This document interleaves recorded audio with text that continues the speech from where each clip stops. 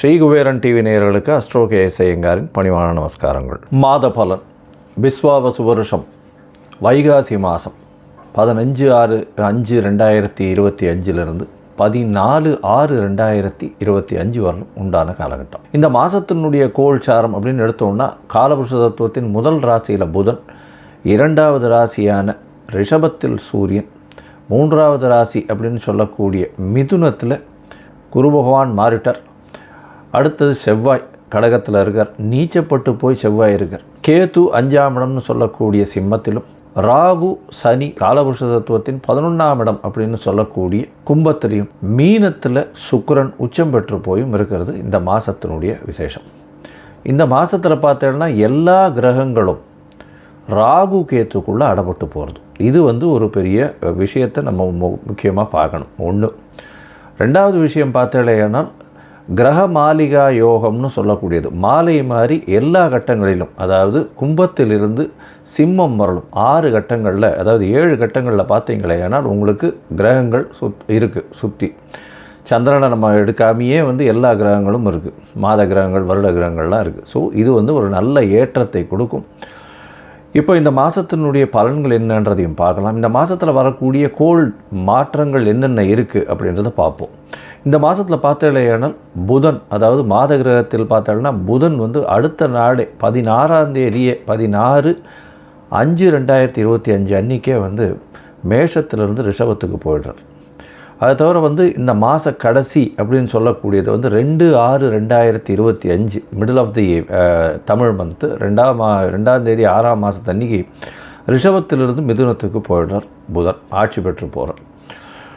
சுக்கிரன் இந்த மாதத்தில் மாற்றம் இருக்குது. சுக்கிரன் ஒரு 15 தேதி, அதாவது 31/5/2025 அன்றைக்கி பார்த்தோன்னா சுக்கிரன் மீனத்தில் உச்சம் பெற்ற சுக்கிரன் மேஷத்துக்கு மாறுறார்.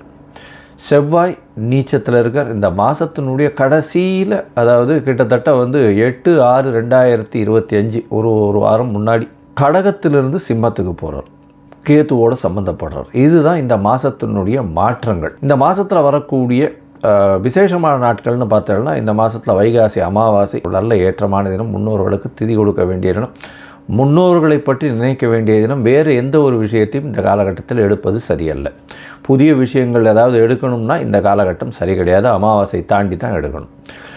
அடுத்தது பார்த்தோன்னா இந்த மாதத்தில், அதாவது 27/5 அன்றைக்கி அமாவாசை வருது. 28/5 அப்படின்னு பார்க்கும்பொழுது 2025 அக்னி நட்சத்திரம் நிவர்த்தி வருது. இந்த 26 நாட்கள் வெயிலின் தாக்கம் அதிகமாக இருக்கக்கூடிய காலகட்டம்னு சொல்லுவோம்.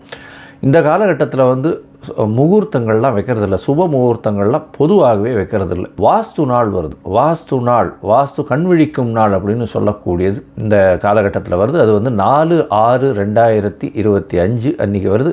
9:05 10:35 1 மணி நேரம் 30 நிமிஷம் 90 நிமிஷம். பொதுவாகவே வாஸ்து கண்விழிக்கும் வேளையில் பார்த்தாலேயானால் 5 விதமாக பிரிச்சுக்கிறோம். அதில் பார்த்தாலேயானால் வாஸ்து புருஷன் கண் விழித்து காலை கடன்கள் செய்ய முடிக்கும் நாள், அதற்கு பிறகு அவர் ஸ்நானம் பண்ணக்கூடிய டைம், அதுக்கப்புறம் குளிக்கிற டைம், அவர் போஜனம் பண்ணக்கூடிய டைம், அதுக்கப்புறம் தாம்பூலம் தரிக்கக்கூடிய நேரம். இது எல்லாமே 18 நிமிஷமாக பிரிச்சுடுறோம். இதில் கடைசியில் இந்த 10:35 மைனஸ் ஒரு 36 நிமிஷம் பார்த்தாலேனா 9:59 10:35 வரலாம் இருக்கக்கூடிய நேரத்தில் இந்த வாஸ்து, அதாவது தாம்பூலம் தரிக்கும் நேரமும் சாப்பிடும் நேரத்திலையும் இந்த வாஸ்து, ஏதாவது ஒரு புதிய வீடு கட்டணும், கன்ஸ்ட்ரக்ஷன் பண்ணணும், பெருசாக வாசக்கால் வைக்கணும், அதோட நிலம் பதிவு பண்ணணும், இந்த மாதிரியான விஷயங்கள் பண்ணீர்களேயானால் கண்டிப்பாக உங்களுக்கு ஏற்றத்தை கொடுக்கும். அந்த ப்ராஜெக்ட் ஆரம்பிக்கிற ப்ராஜெக்ட் நல்லபடியாக முடியக்கூடிய வாய்ப்புகள் உண்டு. எந்த தோஷமும் இல்லாத காலம் அந்த வாஸ்து புருஷன் கண்விழிக்கும் காலம். ஒரு வருஷத்துக்கு பார்த்தாலும் 8-9 இருந்தால் அவர் வாஸ்து புருஷன் கண்விழிப்பார். அது ஒரு பெரிய ஏற்றத்தை கொடுக்கும். அந்த மாதம் பார்த்தாலும் வைகாசி விசாகம் பௌர்ணமி யோகம்னே பெரிய விசேஷம். முருகப்பெருமான் பிறந்த நாளாக சொல்லக்கூடியது வைகாசி விசாகம். அன்னைக்கு முருகன் போய் சேவிச்சுட்டு வர்றது பெரிய விசேஷத்தை கொடுக்கும். சரி, இப்போ மேஷம் முதல் மீனம் வரை இந்த மாதத்தில் எப்படி இருக்கு ஒரு ராசிக்காரர்களுக்கும் அப்படின்றத பார்க்கலாம். கும்பம், அவிட்டம், சதயம், பூரட்டாதி இந்த 3 நட்சத்திரம் 9 பாதங்களை கொண்ட ராசி. ராசியின் அதிபதி அப்படின்னு சொல்லக்கூடியவர் சனி உங்களுடைய ராசியிலே இருக்கார். மென்டல் ஸ்ட்ரெஸ் இவ்வளோ நாளாக இருந்தது, இப்போ கொஞ்சம் கம்மியாகும். ஏன்னா குருவின் பார்வை நல்ல ஏற்றத்தை கொடுக்கும். இருந்தாலும் இந்த கும்பராசிக்காரர்களுக்கு அதிகமான உழைப்பை செய்ய வேண்டிய கட்டாயமாக இருக்கும். எல்லா விஷயத்திலும், அதுவும் ராகு வேற கூட இருக்கிறதுனால எல்லா விஷயத்தையும் தான் செய்ய வேணுன்ற ஒரு வேகத்தில் ஓடுவாங்க. உடல் உழைப்பு அதிகமாகும். எது எடுத்தாலும் தன்னால் செய்ய முடியும் என்ற அபரிமிதமான அதீதமான நம்பிக்கை இருக்கும். உங்களுடைய விஷுவலைசேஷனும் ரொம்ப அதிகமாக இருக்கும். குரு பார்வை இருக்கிறதுனால எல்லா விஷயத்தையும் நீங்கள் அச்சீவ் பண்ணக்கூடிய வாய்ப்புகள் உண்டு. 2ஆம் இடத்துல சுக்கிரன் உச்சம் பெற்றிருக்கிறதுனால கண்டிப்பாக உங்களுக்கு பண வரவிற்கு பஞ்சம் இருக்காது. எல்லா விதத்திலையும் பணம் வரக்கூடிய வாய்ப்புகள் நிச்சயமாக இருக்கும். இனிமையாக பேசக்கூடிய வாய்ப்புகள் உண்டு. அது தவிர குடும்பத்தில் நல்ல சந்தோஷம் இருக்கக்கூடிய வாய்ப்புகள் நிச்சயமாக இருக்கும். இருந்தாலும் எதிர்பாலினத்தவர் மூலியமாக சிறு சிறு தொல்லைகள் வரும். பார்ட்னர்ஷிப் பிஸ்னஸ் ஜாகிரதையாக இருக்கிறது நல்லது. குழந்தை பிராப்தி ஏற்படக்கூடிய வாய்ப்பு, ஏன்னா 5ஆம் இடத்திலே புத்திர காரகன் இருக்கிறது ரொம்பவும் விசேஷம்.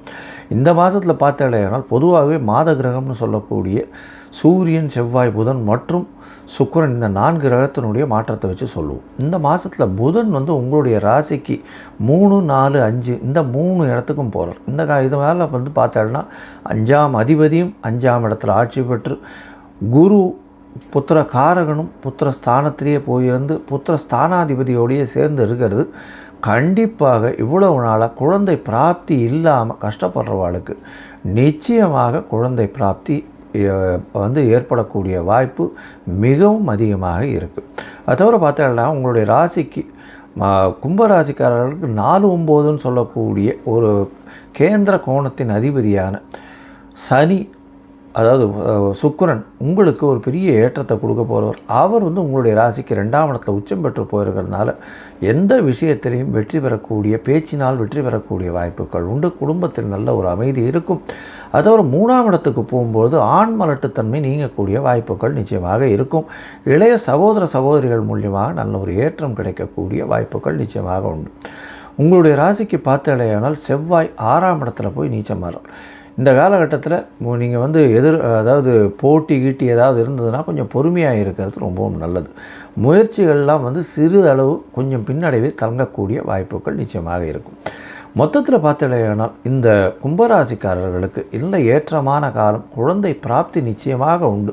அது தவிர பார்த்தோன்னா உங்களுடைய உடல்நிலையில் நல்ல ஒரு ஏற்றம் இருக்கக்கூடிய வாய்ப்பு, தீர்க்கமான சிந்தனை இருக்கக்கூடிய வாய்ப்புகள் உண்டு. உங்களுடைய ராசிக்கு 2ஆம் இடத்தில் இருக்கக்கூடிய சுக்கிரன் மூலியமாக பண வரவு அதீதமாக இருக்கும். முயற்சிகள் எல்லாமே வெற்றி பெறக்கூடிய வாய்ப்புகள் நிச்சயமாக உண்டு. முயற்சி ஸ்தானத்தில் 3ஆம் இடத்தில் சுக்கிரன் இருக்கும் பொழுது, அதாவது ஆண் மலட்டுத்தன்மை நீங்கக்கூடிய வாய்ப்புகள் நிச்சயமாக உண்டு. படிக்கக்கூடிய மாணவர்களுக்கு நல்ல ஒரு ஏற்றம். அது தவிர பார்த்தாலேனால் இந்த காலகட்டத்தில் உங்களுடைய ராசிக்கு அதாவது போட்டித் தேர்வில் வெற்றி பெறக்கூடிய வாய்ப்புகள் உண்டு. அது தவிர அதை எதிர்பாலினத்தவரோடு ரொம்ப ஜாகிரதையாக இருக்கிறது நல்லது. 7ஆம் இடத்துல கேத்து பகவான் பார்ட்னர்ஷிப் பிஸ்னஸ்லாம் கொஞ்சம் இன்வெஸ்ட்மெண்ட்டை கம்மியாக போடுறது நல்லது. முயற்சிகள் நல்லா இருக்கும்னு சொன்னோம். இருந்தாலும் சந்திராஷ்டம காலகட்டம் அப்படின்னு சொல்லக்கூடியது 4/6/2025 6/6/2025 வரலும் உண்டான காலகட்டம் சந்திராஷ்டம காலகட்டம். இந்த காலகட்டத்தில் புதிய முயற்சி வேண்டாம். வெளிமாநில பிரயாணம் வேண்டாம்.